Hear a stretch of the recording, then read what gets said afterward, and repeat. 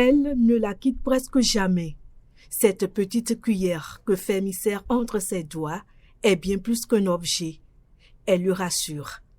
Comme beaucoup d'enfants avec un trouble du spectre de l'autisme, il développe des attachements particuliers qui l'aident à appréhender son environnement. Quand il est en colère, il est énervé, il est heureux, il a besoin d'avoir cette cuillère-là sur lui pour se rassurer. Quand il se sent en danger, quand il a cette cuillère-là, il se sent en sécurité. À la maison, sa mère l'accompagne avec patience.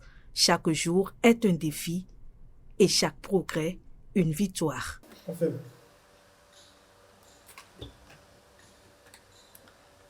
On évolue. Mais se déshabiller, c'est plus rapide que s'habiller. On apprend tout ça. Se chausser, c'est très rapide. Tu lui donnes des ordres, il va le faire. Il m'aide beaucoup à la cuisine. On va s'habiller. Et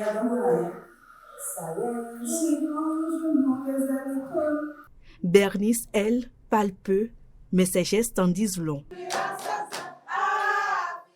Diagnostiquée avec un trouble du spectre de l'autisme, elle a longtemps affronté l'isolement, les difficultés de communication et surtout le regard des autres. J'ai cette difficulté à me familiariser avec les gens. Mais on peut s'en sortir. Dans ce centre spécialisé, elle a trouvé un cadre stable et bienveillant. Grâce à cet accompagnement, Bernice a obtenu son certificat d'études primaires. Une victoire discrète, mais immense.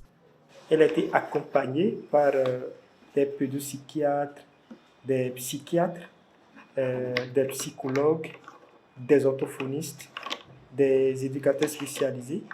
L'autisme n'est pas une maladie, mais un trouble du développement qui demande un accompagnement adapté. Les troubles du spectre autistique, ce sont des troubles qu'on dirait même envahissants du développement de l'enfant. Donc, l'enfant a de difficultés à pouvoir comprendre les émotions comme nous et à pouvoir communiquer facilement. En cette journée mondiale de sensibilisation à l'autisme, une question demeure. Notre société est-elle prête à changer de regard ?